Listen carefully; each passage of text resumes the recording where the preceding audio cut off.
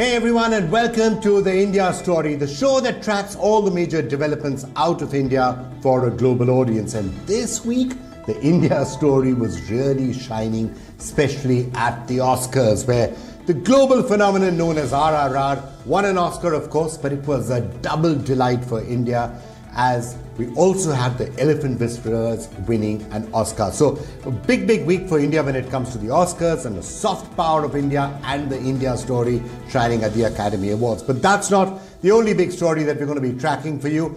Also a big week when it comes to what's happening in the semiconductor space. Now remember, the race for semiconductors, where are the semiconductor factories going to be, where are the design labs going to be, where are the fabs going to be set up, where are the packaging and assemblies for semiconductors going to be running, is going to be a very major aspect of the entire war for dominance in global electronics. And India is really putting its best foot forward right now. A new semiconductor policy was announced a short while back, and now India and the United States are sitting and having a conversation and saying, how can we work together?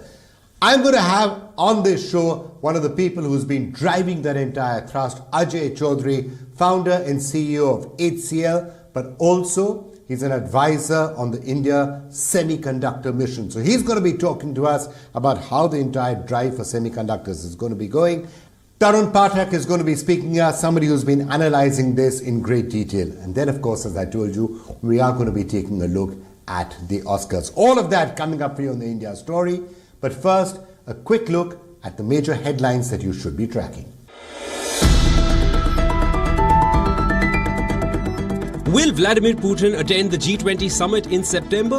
A Kremlin spokesperson says the possibility cannot be ruled out, inviting speculation that the New Delhi summit could see Putin's first appearance outside of Russia since the invasion of Ukraine. After the collapse of Silicon Valley Bank in the US, Union Minister Rajiv Chandrasekhar meets startup leaders and industry experts, assures them that the government is laser focused on helping them tide over the crisis. US recognizes Arunachal Pradesh as an integral part of India, condemns China's military aggression in trying to change the status quo along the line of actual control in a bipartisan Senate resolution. And let's turn our attention now to semiconductors. Look, a lot of the semiconductors in the world have been coming from Taiwan. It's been one of the major countries which has been running semiconductors, and then there are others. The US is a contender, South Korea is a contender, other such countries are there. India has often spoken about it, that let's become a player in semiconductors. Maybe we should set up a fab. Maybe we should look at design, which is a place, after all, where we do have a certain amount of talent. Maybe we can do packaging, the various aspects of the entire semiconductor supply chain. But it's never really worked. This time, though, could be different. Why are people saying that this time it could be different? Because the government of India has just come out with an entire scheme a short while back where they are saying, we will pay 50% pari passu every rupee that you invest in semiconductor fabs in India. We'll pay 50% from the government. And by the way, state governments also chip in with another 25%. And then there is interest. And now people are looking at India. Gina Raimondo from the United States was here 4 days, spent some time with Piyush Goyal, signed an agreement looking at how India and the US can cooperate in this space. So can India become a big player in semiconductors? Well, here's a special package that we put together for you. In perhaps one of the most important developments for India's diplomacy and manufacturing capability, India and the United States signed a memorandum of understanding last week to boost coordination for the manufacturing of semiconductors or chipsets. Now, why is this deal important? Well, to understand that, let's understand why semiconductors are important and why they are currently posing a major crisis for global powers. At the heart of all modern technological devices, a TV, a phone, or a computer, is a semiconductor or a microchip. In fact, it's not even just computers. In the modern world, your car, your washing machine, your AC, all rely on and need semiconductors to function. And the process of manufacturing these chips that power everything around us is increasingly complex and is leading to tension between the United States and China. That India can perhaps take advantage of. It takes a lot of moving parts to make one of these modern engineering marvels. Only 3 American companies make software needed to design advanced chips. Making physical chips using those designs requires a machine that's only made by one company in the Netherlands.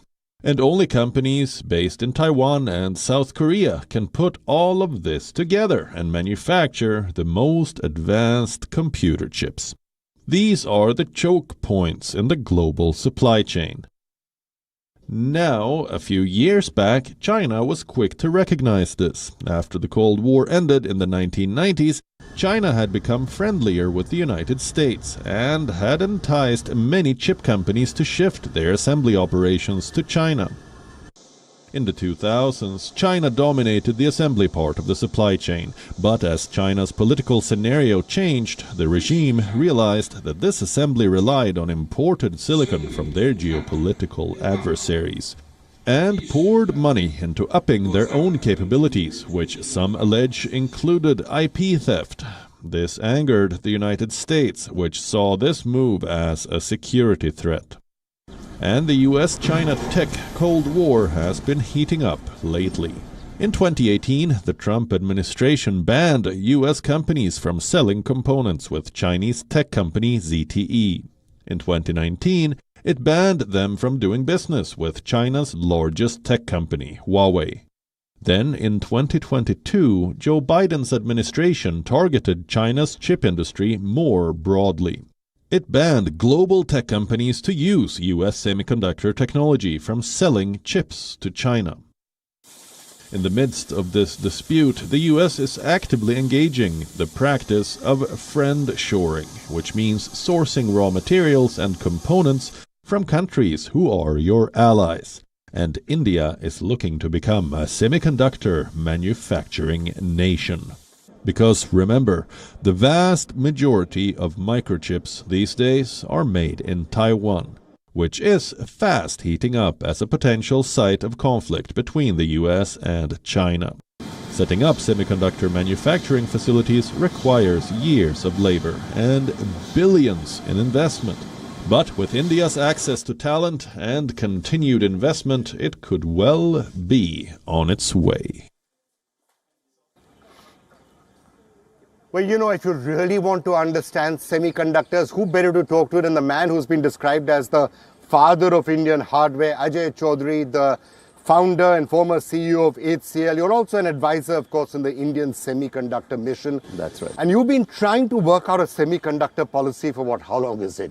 Maybe 30 odd years. 30 years you've been saying India should have semiconductors. Yes. And finally it's looking as if it could be possible. Yes, that's right. Do you think it's possible this time? It will definitely happen. It will definitely happen. Why? Why do you say that? You see, actually, this time I think the seriousness with which the government has taken up this project is phenomenal. And the benefit that we have this time is that we have 2 ministers who are very, very tech savvy. Yeah. And they really understand why semiconductors are required. And as a result, they have created a policy which is extremely attractive. I think it's the most attractive policy in the world. If US gives 30% of your total budget for semiconductor plant, India gives 50% and the states give another 20%. So if you're setting up a semiconductor plant or you're setting up a fab in India, central government pays 50% of it, and if you're setting it up wherever UP or Gujarat, they'll give another 20-25%. That's correct. So you only have to, and these are expensive plants. Very expensive. But the government is paying 70%, That's right. 75%. That's right. That's right. And also the enabling environment, is that now fairly clear and fairly clear-cut as to what... It's going to take time. Yeah. But the good news is that the type of advisors that the government this time has on ISM are global Indians. Right. So they have really taken advantage of all the capability of the diaspora. And as a result, they're getting extremely good advice on how to do, what to do, when to do, etc., etc.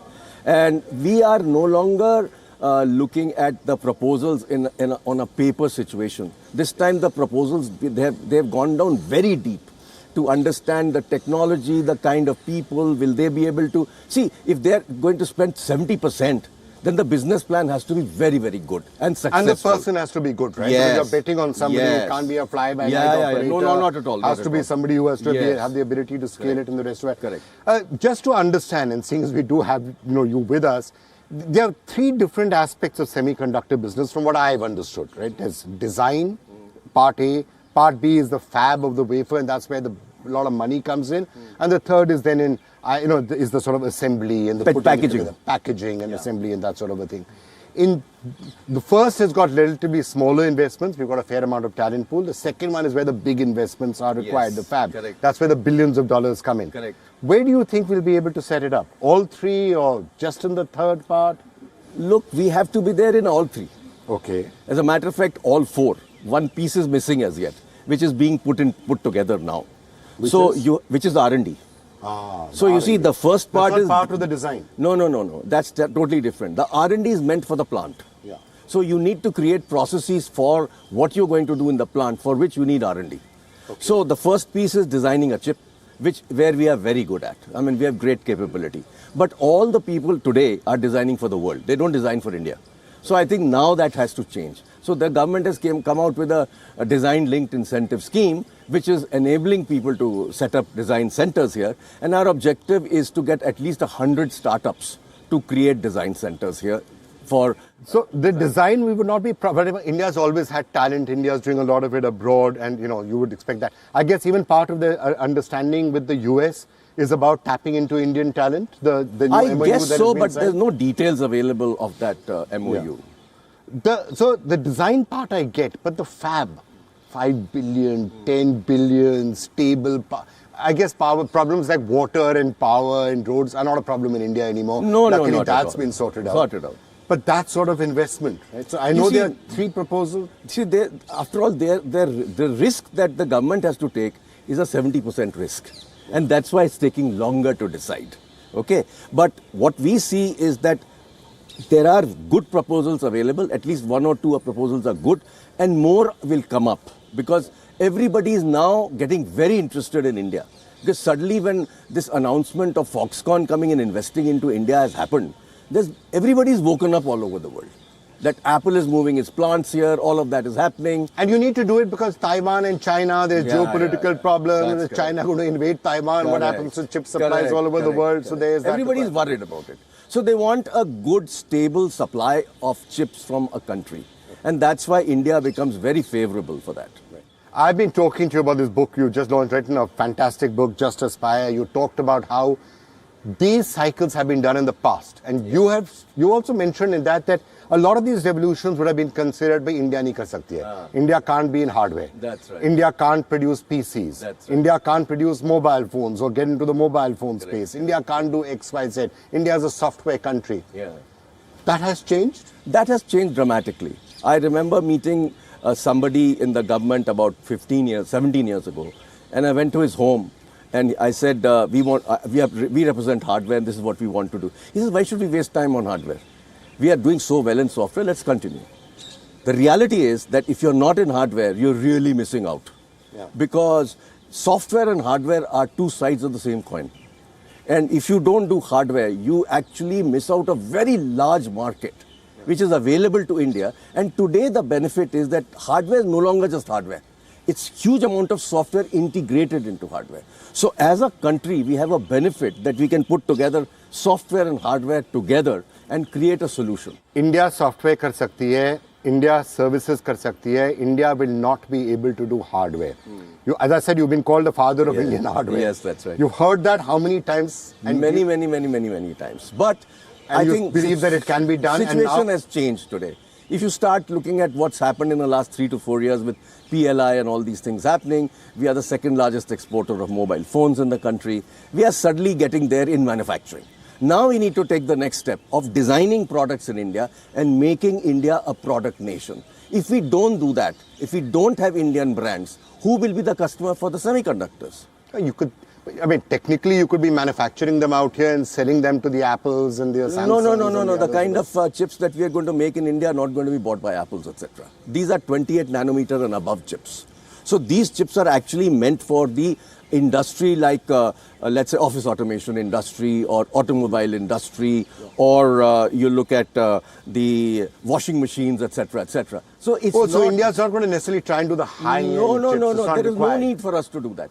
Okay. Because that is what we will be able to easily get from other countries. So we don't need to waste our time on that. We need to start somewhere. And therefore, we have to start from 28 nanometers and above. And the interesting part is globally also that market is still growing. Okay. Ajai Chowdhry, thank you so much for joining us. Let's hope that that revolution, which you've seen in other industries, will come to semiconductors. I hope so too. Thank you so much. And congratulations for your new book. Thank you so much. Everyone should read it if they haven't yet done that. Thank you so much. So that was Ajai Chowdhry, founder of HCL, talking to me about semiconductors just a short while back. Let's now talk to some other experts as well. What can India do, and can India inject itself into global supply chains when it comes to semiconductors? Tarun Pathak now joining us from Counterpoint Research. Tarun, what's your take? Can India become a big player in semiconductors, inject itself into supply chains?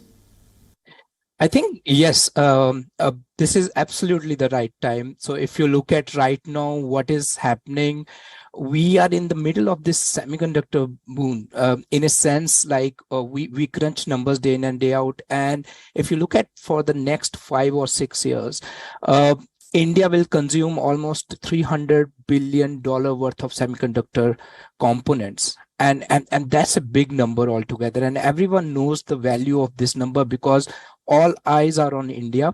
If such a big opportunity is lying only in one emerging market, which means everyone in the value chain wants to realign itself to this particular opportunity. And semiconductor is such a field where one nation can't do it all. All right, the pact and the MOU that has just been signed with the United States, how do you think that helps, Tarun?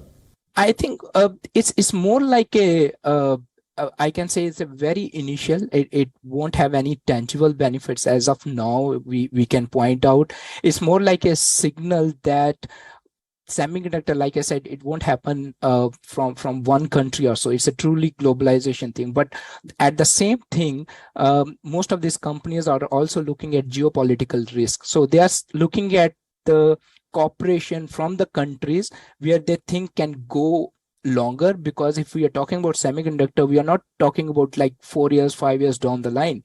We are talking something which is like 1 decade, 2 decade, 3 decade down the line. And what really matter here is very valuable partnerships among the countries. So for example, India, US can look at it from a long-term perspective, because US knows that the kind of talent what India has, it can't be available other ways. And then maybe going forward, we can look into Europe as well. That might also enter into the same and seek some kind of partnership in the space. So it's more like finding out the advantage what one country has over another, and then make sure you have a partnership which is more viable and which is more long term, because all these leading companies of US, they need India more than India need anything else. So I think it's more like an hint of a partnership in the same domain, like facilitating the supply chain, technology cooperation, or maybe at one point of time you will see some kind of knowledge transfer happening as well. And while India can contribute greatly in terms of talent development also. Tarun Pathak, thank you so much for joining us with that. So semiconductors could be an important part of the India story. Now I'll tell you something that is undoubtedly a big part of the India story. India's soft power. India's music, India's films. And it's not Bollywood only that I'm talking about, because obviously RRR, a Telugu film. And you had a Telugu film song there at the Oscars, being performed, getting a standing ovation. These absolutely rapturous scenes that we actually saw out there. Getting a standing ovation, I don't think anybody has seen anything quite like Natu Natu at the Oscars. If you thought there was drama last year, well, this is interesting and this is different. And Natu Natu won, as in fact did the Elephant Whisperers. So could all of this have a lasting impact, though, on the Indian entertainment industry? Should India start thinking more and more global? Who better to talk to about that than Tarun Katyal, who's of course been running lots and lots of things in the entire Indian entertainment space for a long time before he's gone out to launch his own social media venture with Koto. Tarun, thanks for joining us. You have, of course, been part of the entire journey of Indian entertainment. Tell me, is this going to be a turning point, an inflection point for Indian entertainment? Yeah, it's going to continue to scale. I think more and more people are going to appreciate the kind of stories we tell. I think you can see what's happening with the Israeli content or what's happening with, the Turkish content. So across the board, I think the tide is lifting, and this international collaborations between, some of these platforms like Netflix or Amazon or Disney or even Paramount or the others, and them actually investing in production bases across the world outside of just Hollywood is allowing all of this content to get them the kind of visibility, the kind of production values, the kind of investment, and people and their skills are also getting improvised on an ongoing basis. All right, Tarun Katyal, thank you so much for joining us. And before I leave you on this episode of the India Story, let's just speak to somebody else who's really been making her mark and completely believes in how global Indian entertainment is going to be. Smriti Mundrala joining us, the person, of course, behind The Romantics. It's a Netflix series which has been running very successfully here in India, but she's speaking to us from Los Angeles. Smriti, thank you for joining us and tell us all about it. How big is India becoming in the global entertainment space? Absolutely. I mean, I think there is a recognition, in just sort of the public, like mainstream consciousness, that a growing, consciousness that Hindi cinema and cinema from India, not just Hindi cinema, but from all over India, is sort of like a mighty force, that's influential worldwide. But also, I would say within the industry, within the entertainment industry, there is the broad narrative is that India is the future. The Indian audience is sort of where we've sort of hit a ceiling, in the US as far as the US audience goes. So now everyone is looking abroad and specifically to India as the opportunity for growth. And that Indian audience has become extremely important to anyone who's in the entertainment business. So it kind of goes both ways. I think there's more of a recognition, from sort of mainstream audiences, about Indian cinema and the sort of fun and the artistry and the music and everything of that. But I think even sort of in a business sense, anyone in the entertainment business knows that they have to have an India strategy, and India is perhaps the most important market for the future. Smriti Mundrala, thank you so much for joining us, and that's all we have time for this episode of the India Story. Do join us again next week.